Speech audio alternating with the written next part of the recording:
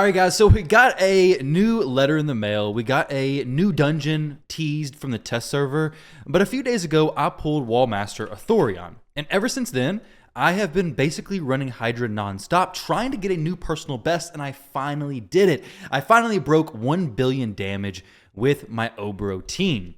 So Wallmaster, he's an incredible champion, and he replaced Sun Wukong in the team that I used before. Matter of fact, let me see if I can search up Tyraku Oboro, which there's way too many videos on Tyraku Oboro stuff, but hey, it is what it is, and now we can finally break the record. Well, my personal record, my personal best. So we got way too many, but finally 1 billion damage has been broken. I'm gonna show you guys the team, the builds, and everything involved with it. My previous best was 931 million using Turvold, Wukong, Oboro, and the other typical suspects. So I forget who it was, but you can watch that video if you want, but this one's gonna be the most relevant. So Wallmaster Othorion sealed the deal, and he's not even geared that well, to be honest. But what team did I use? Let's go over here and check this out real quick. But I cannot tell you how much time was invested in this. I was literally out walking, and whenever I was setting the run on auto in hopes that it would run all the way. I had runs tested with Gwendolyn. I had runs tested with so many different champions, and the issue I kept running into is that reflect damage, the pain link, or stealing Krisk's ally protection was causing the run to just self-implode, essentially. So I've done some things to kind of, I guess, account for that. So the team that I actually use is right here. We have Lady Mikage, Krisk, Othorion, Padraig, Oboro doing 352 million damage, and then Turvold doing 251. So the 3 damage dealers, Turvold, Oboro, and Othorion, all bringing some fantastic damage. Just for some comparison real quick, let's see what the Oboro team, how the split on this one was. So if I actually show it, I don't know if I do or not. Hopefully I do. Where's the actual screenshot of this? This is a different team. This is, let's see, do I actually not show it at all in the video? No, there's no way I don't, right? I don't know. Maybe I do, maybe I don't. Actually, here, maybe it's right here. This is it, I think. Yeah, so Turvold team, we have Sun Wukong doing 135 million. Turvold 262, Oboro 310. So my Oboro did a little bit more, a good chunk more actually. Othorion did 262 versus Sun Wukong's 135. So obviously Othorion did quite a bit more. Krisk doing 167, which that's different because he's in curse set, so his damage isn't truly his. Though I did put him in Wallmaster, which I don't think he was in before. Now, a video on this team, this is how the team was ran. This team was not 100% full auto because there was a few issues that came about throughout my testing. Pain link. Whenever the Head of Suffering places the pain link, you can't just go crazy on hitting it because, well, you can die. So what I have is Padraig can do cleanses. He's in Relentless plus Merciless. Mikage, her A2, lowers the duration of debuffs that you take, so has a chance of getting rid of the pain link a little bit quicker. And then Othorion is the one who takes it most often, and he actually is using his A3 ability, which initially I had it turned off, but in case you're not familiar with how it works, his A3 ability grants him an extra turn. Typically, extra turns with no damage isn't really something I'm looking for in these runs because every turn that you use is valuable, and you want it to, like the turn count, you have 1,500 turns to use, and you want to make sure every turn you take is getting some value from it. This A3 ability is giving an extra turn with buffs that are already used in the team. I don't need these buffs, but it's allowing me to get to more A2s and somewhat work through my debuffs. So it does make sense for this case. Now, with this team, whenever a reflect damage was placed, I would stop the run, I would switch her forms, and then I would strip. Her A2 ability in her regular form does reduce buff durations, but the heads that she was hitting against is often Spirit, and she's weak affinity versus Spirit, so she would weak hit quite often. Now, I hit the 1,000 turn count at turn, let's see, at turn 724 million damage is when I hit the 1,000 turn count. The run was pretty quick. It was majority auto. Majority was auto with some clicking of the heads, but the things I had to watch out for was, hey, if reflect damage comes up, I gotta stop it. I can't go into that because I'll most likely die. I don't have any, so you can see right there, Mikage switched forms. This head does the 15 stacks, gets reflect damage. Mikage has to switch forms. So what I've done to make it a little bit easier is when she switches forms, I have her second form prioritizing the metamorph again so that I don't have to stop the run again to make her manually switch back over into her form 1. Now, as far as the team and the champions involved, let's go over the champions and how they're built and what each brings to the team. So Lady Mikage is in Relentless plus Merciless. Everything she does is valuable. Her A1 has Oboro Join. If you have Michinaki, if you have Harima, or another Shadowkin champion, this is going to work out fantastic. So always want to bring a Shadowkin champion alongside Mikage. Oboro works out fantastic. She's 6-star Crushing Rin, so it's even better. If she's lower than that, you won't see the same performance. But Mikage, A1's great, A2 is great, and A3 is great. And I have the Metamorph turned off, except for whenever they place reflect damage, I manually use the Metamorph. So we have high speed, both sets that reduce cooldowns. Ultimately, either one of these sets by themselves is great. Keep her fast. She should be solid. She's booked, but that's not the most important thing. The cooldowns on this one, though, is very helpful. With the first form cooldowns are very helpful. Masteries, we have Wallmaster. Wallmaster, honestly, plus Life Drinker would be pretty good. Chance of healing every now and then, but Wallmaster does add a little bit of extra damage, and that's really what I'm looking for. She has Cruelty to lower the enemy's defense just a little bit more. Next up, we have Turvold. Turvold is going to bring big damages. His single target hits are so hard. His A3 skill hits for 1,000,000 plus per swing. His A1 is hitting for big chunks here. 500, 1,000,000 damage just from that A1 ability. So he's an incredible champion. He's Void Affinity, so we don't have the affinity problems like we do with Varl. Though if you have Varl, you don't have Turvold, easy swap in there. But it does come with the changes that the affinity does play into factor. I do have some reaction wherever I can get it on the damage dealers. Sorry, not reaction. Revenge accessories wherever I can get it, because, hey, the more counterattacks, the better it's going to be. So with Turvold, accuracy is important. We do have the accuracy aura for Mikage, though, so it's not as needed. Now, the blessing he has is currently Nature's Wrath, but if I got higher tier, I may switch it over to Heaven's Cast, because we do have quite a bit of buffs, but for now, Nature's Wrath is really good. I do want him to place this A1 weekend. Very consistent uptime for the weekend. I have the A2 ability turned off. I don't need his extra turns. For the masteries, this is what we have currently. For Krisk, this is a very important thing. We have Curse set. You have to have Cursed on somebody, and Krisk is the best option. Cursed is going to make your damage go up so much because of the Hex being out there, but also it's going to allow you to hit the Head of Mischief, which if you don't have Cursed, don't have Hex, you're not going to be able to target it. And he's the only option we have for a consistent Hex. I do have a Blood Shield accessory on him for higher consistency on being the Mischief tank. Since Mikage does place a shield randomly, somewhat random, you can kind of predict it, but somewhat randomly, I want Krisk to be able to consistently place a shield to consistently have one extra buff potentially than everybody else. He does do his continuous heals, keep stacking those up, but I want his buffs to be in a really good spot. So as far as his stats go, we have him very fast. We have him good accuracy, and then resistance to actually resist the steals from the Head of Mischief. Honestly, I'd rather more resistance, but hey, we're okay for now. For blessings, I'd go Cruelty. If I could get him a 6-star, 100% would go Cruelty. Or any star, honestly. 6-star may be different, but anywhere from 1 to 5-star, definitely Cruelty. The faster you can drop those defenses, the easier it's going to be.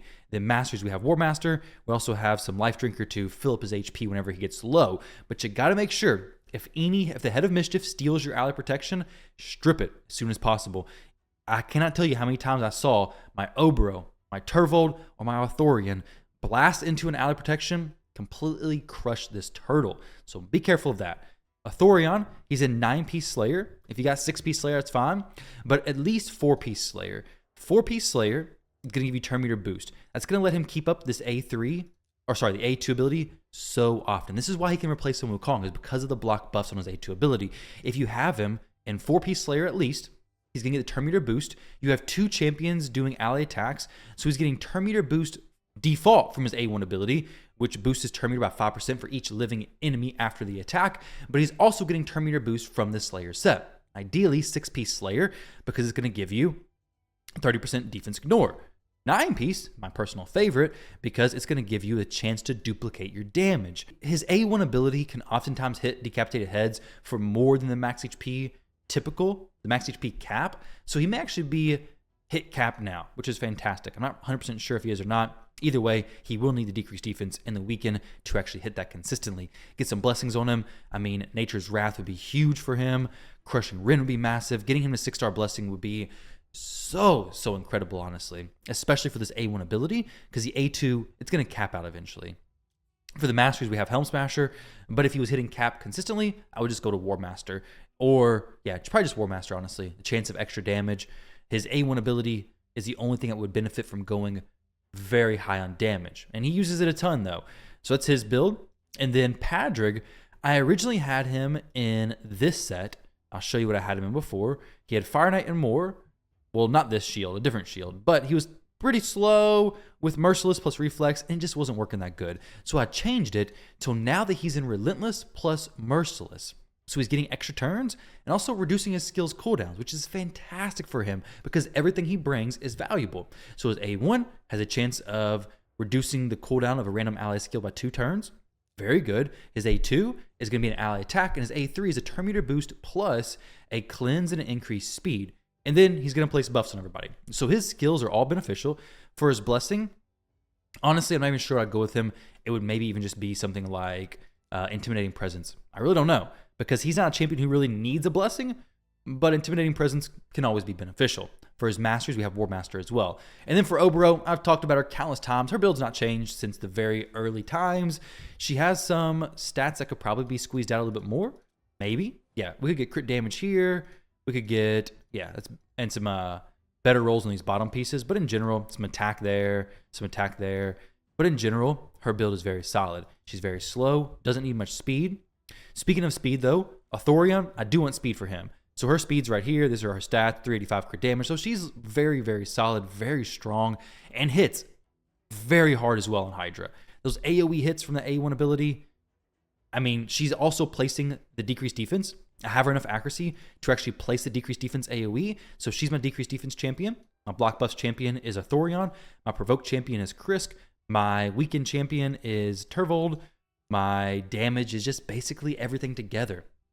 So the team has a decent amount of moving parts, but everything pretty much is accounted for, except for a res, which is why the team can be risky. If you're looking for a full auto solution, this is not necessarily it, because you do need to babysit it. You could do full auto and probably reset it a few times and get to 600 million damage, probably relatively easily, honestly, with these stats. But if you want to be consistent and safe full auto, you're going to have to sit and babysit it, because if not, ally protection comes up, reflect damage comes up, you will quickly wipe your champions because for some reason they love to target that. Now with Othorion, even though he's getting so much turn meter boost, it's still very important to have him pretty fast because you want to keep this up all the time, which is why I have this A3 ability turned on.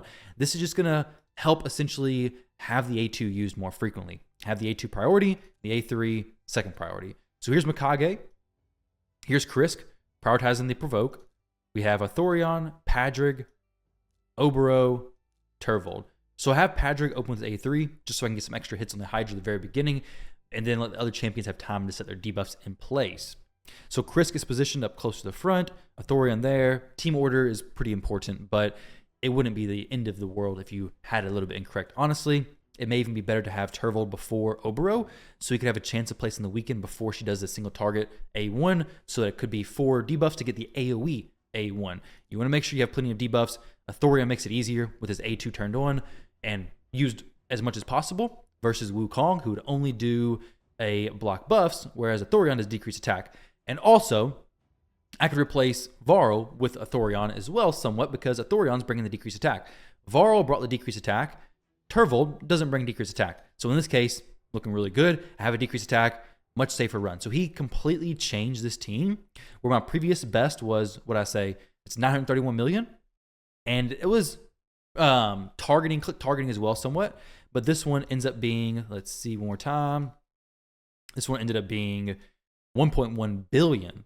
49 minutes versus 43 minutes. So 6 minutes of turning it off, manualing it somewhat, and got me an extra couple hundred million. So I guess 200 extra million damage, which is on Brutal, I guess 600 million clash points, I believe.